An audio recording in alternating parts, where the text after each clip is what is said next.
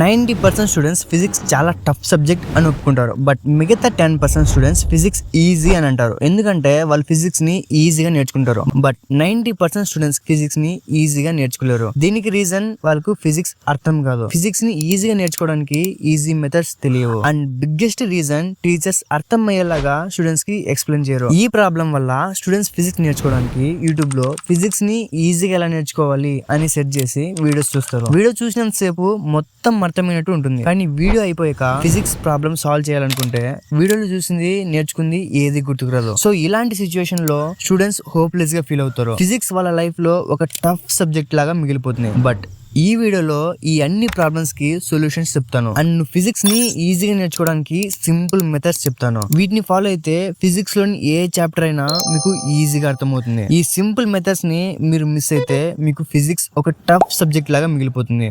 Number 1, meaning method. Physics ని ఈజీగా నేర్చుకోవడానికి ఈ మెథడ్ చాలా బాగా యూజ్ అవుతుంది. ఎందుకంటే ఈ మెథడ్ ని మీరు అర్థం కనుక చేసుకోగలిగితే ఫిజిక్స్ ఏ చాప్టర్ అయినా మీకు ఈజీగా అర్థమవుతుంది. ఒకవేళ ఈ మెథడ్ ని మీరు మిస్ అయితే ఫిజిక్స్ మీకు ఒక టఫ్ సబ్జెక్ట్ లాగా మిగిలిపోతుంది. సో ఫస్ట్ ఏదైనా ఫార్ములాని బట్టి ముందు లేదా ఒక చాప్టర్ చదివే ముందు మీరు దాని మీనింగ్ ని అర్థం చేసుకుంటే ఫిజిక్స్ ఈజీగా అర్థమవుతుంది. ఎగ్జాంపుల్ కి వెలోసిటీ అనే వర్డ్ వినగానే చాలా మంది స్టూడెంట్స్ కి క్లియర్ వస్తుంది. ఎందుకంటే ఆ వర్డ్ ని వాళ్ళు ఇంతకు ముందు ఎప్పుడు వినుండరు. ఫస్ట్ టైం ఆ వర్డ్ ని వినగానే వాళ్ళకి ఒక క్లియర్ అనేది వస్తుంది. సో ఫస్ట్ మీరేం చేయాలంటే వెలోసిటీ మీనింగ్ తెలుసుకోవాలి. వెలోసిటీ అంటే స్పీడ్ లాగానే ఉంటుంది, బట్ దానికి ఒక స్పెషల్ ఎఫెక్ట్ ఉంటుంది. అదే ఒక డైరెక్షన్ లో వెళ్ళడం. సో నార్మల్ గా ఒక బైక్ 40 కిలోమీటర్స్ స్పీడ్ తో వెళ్తుంది అని అనుకోండి. అదే బైక్ ఏదైనా డైరెక్షన్ వైపు లైక్ తూర్పుకి పడమరకి ఇలా ఒక డైరెక్షన్ వైపు వెళ్తుందంటే అదే వెలోసిటీ. సో ఇలాగా దానికి మీనింగ్ తెలుసుకున్నప్పుడు ఆ కాన్సెప్ట్ మీకు ఈజీగా అర్థమవుతుంది. మీరు మీనింగ్ ని ఈజీగా అర్థం చేసుకుంటే బ్రెయిన్ ఫార్ములాస్ ని బట్టి పట్టాల్సిన అవసరం ఉండదు. సో ఏదైనా ఒక కాన్సెప్ట్ మీనింగ్ మీరు తెలుసుకోవాలంటే ఈ కనెక్షన్ మెథడ్ మీకు బాగా యూజ్ అవుతుంది. సో మీరు ఈ కనెక్షన్ మెథడ్ ని కనుక ఫాలో అయితే ఏ కాన్సెప్ట్ మీనింగ్ అయినా మీకు ఈజీగా అర్థమవుతుంది. ఫర్ ఎగ్జాంపుల్ టీచర్ గ్రావిటీ అనే కాన్సెప్ట్ చెప్పారనుకో, దాన్ని మీరు నార్మల్ గా చదివితే మీకు అది ఇంట్రెస్టింగ్ అనిపించకపోవచ్చు. బట్ ఈ కనెక్షన్ మెథడ్ యూజ్ చేస్తే మీకు ఆ సబ్జెక్ట్ ఇంట్రెస్టింగ్ గా అనిపిస్తుంది. ఫర్ ఎగ్జాంపుల్ టీచర్ గ్రావిటీ అనే చాప్టర్ చెప్తుంది అని అనుకోమన్నారు. ఫోన్ మన చేతిలో నుంచి స్లిప్ అవుద్ది కదా, అది స్లిప్ అయిన తర్వాత కిందికి పడుద్ది. దానికి రియల్ రీజన్ ఏంటి అంటే అది గ్రావిటీ. సో ఇలాగా మీరు మీ రియల్ లైఫ్ కి కనెక్ట్ చేయాలి. అప్పుడు బ్రెయిన్ ఇలా అర్థం చేసుకుంటుంది, వస్తువుల్ని కిందికి లాగేది గ్రావిటీ అని. సో ఇలా ఇమ్మీడియట్ గా ఆ కాన్సెప్ట్ అనేది మీకు ఈజీగా అర్థమవుతుంది ఎప్పుడైతే మీరు రియల్ లైఫ్ కనెక్ట్ చేయగలుగుతారు. ఇంకో బెస్ట్ ఎగ్జాంపుల్ ఏంటంటే మనం సడన్ గా బైక్ బ్రేక్ వేసినప్పుడు మన బాడీ ముందుకు వెళ్తుంది కదా, అదే ఇనర్టియా. సో ఇనర్టియా కాన్సెప్ట్ మీకు చదివేటప్పుడు అది మీకు అర్థం అవ్వకపోవచ్చు. ఎందుకంటే అది మనం బుక్స్ లోనే ఉంటది, దాన్ని మనం ఫీల్ అవ్వం, రియల్ లైఫ్ కి కనెక్ట్ చేయం. సో మీరు సడన్ గా బ్రేక్ వేసినప్పుడు మన బాడీ ముందుకు వెళ్తుంది. ఇలా కనెక్ట్ చేయడం వల్ల కాన్సెప్ట్స్ ఈజీగా అర్థమవుతాయి. సబ్జెక్ట్ చాలా ఇంట్రెస్టింగ్ గా అనిపిస్తుంది. మెమరీ బెటర్ అవుతుంది.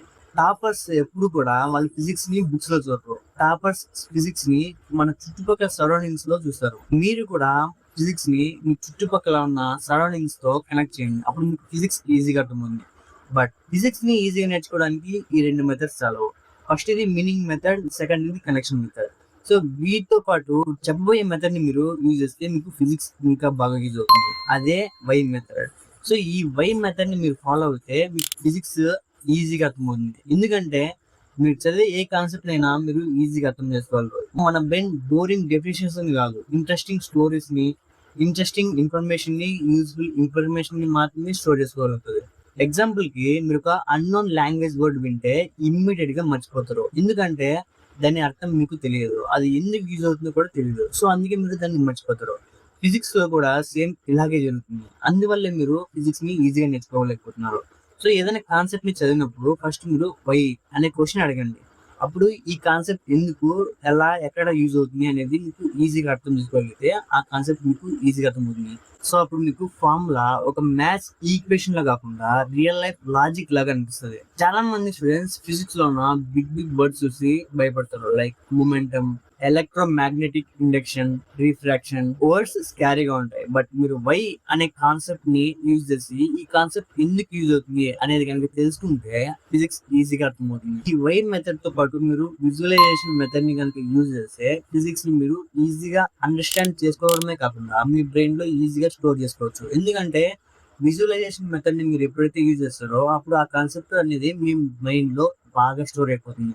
ఫిజిక్స్ కాన్సెప్ట్ ని వర్డ్స్ లో కాకుండా మీ బ్రెయిన్ లో ఒక పిక్చర్స్ లాగా ఇమేజెస్ లాగా మీరు ఇమాజిన్ చేయడం దీన్ని విజువలైజేషన్ మెథడ్ అని అంటారు. ఎగ్జాంపుల్ కి టీచర్ వైర్ లో కరెంట్ ఫ్లో అవుతుంది అని నార్మల్ గా చెప్పారనుకోండి, అది బోరింగ్ అనిపిస్తుంది. బట్ మీరు దాన్ని ఒక సైన్స్ ఫిక్షన్ మూవీ లాగా వైర్ లో కరెంట్ చిన్న చిన్న పార్టికల్స్ లాగా ఫ్లో అవుతుంది, అదొక జర్నీ అనేసి మీరు ఇమాజిన్ చేసుకోండి, మీ కళ్ళు మూసుకోండి. అప్పుడు మీకు ఆ కాన్సెప్ట్ ఈజీగా అర్థమవుతుంది అండ్ ఇంట్రెస్టింగ్ గా ఉంటుంది. సో మన చైల్డ్హుడ్ మెమరీస్ లో ఎక్కువగా కార్టూన్స్ అండ్ స్టోరీస్ అండ్ మనకి ఇంట్రెస్టింగ్ సబ్జెక్ట్స్ ఎక్కువగా గుర్తుంటాయి.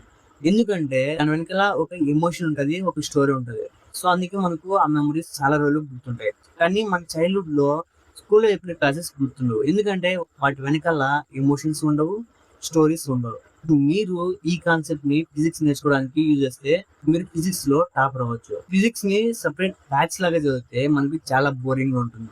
బట్ దాన్ని ఒక స్టోరీ లాగా చదివితే మీకు ఫిజిక్స్ ఈజీ అయిపోతుంది. ఎగ్జాంపుల్ కి గ్రావిటీ అనే చాప్టర్ చదువుతున్నాం అనుకో, దీన్ని నార్మల్ చదివితే మీకు ఎక్కువగా ఇంట్రెస్టింగ్ గా ఉండదు అండ్ మీరు దాన్ని ఎక్కువ రోజులు గుర్తుపెట్టుకోరు. సో గ్రావిటీ అంటే ఏంటి? ఒక వస్తువుని కిందికి లాగే ఫోర్స్ కదా. సో దాన్ని మీరు ఒక పిల్లాడు క్రికెట్ ఆడుతున్నప్పుడు బాల్ ని పైకి త్రో చేస్తాడు అండ్ అది కొద్దిసేపు గాల్లో ఉండి మళ్ళీ కిందికి పడింది అని ఇలా ఒక స్టోరీని మీ బ్రెయిన్ లో సింపుల్ గా, అది లాజిక్ లేకపోయినా కానీ మీకు అర్థమయ్యే విధంగా మీరు ఒక స్టోరీని క్రియేట్ చేయండి. సో అప్పుడు మీకు ఆ కాన్సెప్ట్ ఈజీగా అర్థమవుతుంది, అదొక స్టోరీ లాగా మీకు ఉంటుంది. సో నెక్స్ట్ టైం ఆ కాన్సెప్ట్ ని మీరు చదువుతున్నప్పుడు మీ బ్రెయిన్ లో ఆ స్టోరీ అనేది మీకు గుర్తుకొస్తుంది. సో ఇలా మీరు ఫిజిక్స్ ని ఈజీగా నేర్చుకోవచ్చు. ఈ మెథడ్ ఎందుకు పవర్ఫుల్ అంటే మన బ్రెయిన్ స్టోరీస్ ని చాలా ఈజీగా గుర్తుపెట్టుకుంటుంది.